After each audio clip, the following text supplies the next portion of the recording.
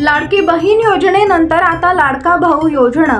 लाडकी बहीण योजनेनंतर आता राज्यात लाडका भाऊ योजना लागू होणार आहे। याबाबत मुख्यमंत्री शिंदे म्हणाले की आम्ही लाडका भाऊ योजना काढली आहे, ज्यात 10,000पर्यंत सुशिक्षित बेरोजगारांना अप्रेंटिसशिप महिन्याला देणार, डिप्लोमा होल्डरला 8,000 आणि बेरोजगारांना स्टायपेंड देण्याचा निर्णय घेतला आहे।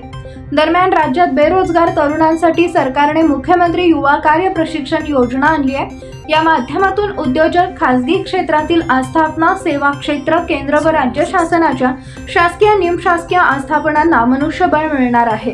प्रशिक्षणार्थींना 12वी पास 6,000, ITI पदविका 8,000 आणि पदवीधर पदव्युत्तर यांना 10,000 प्रतिमाह विद्यावेतन मिळणार आहे। परंतु ही योजना फक्त राज्यातील केवळ तरुणांपुरतीच मर्यादित नसून तरुणीही या योजनेस पात्र आहेत।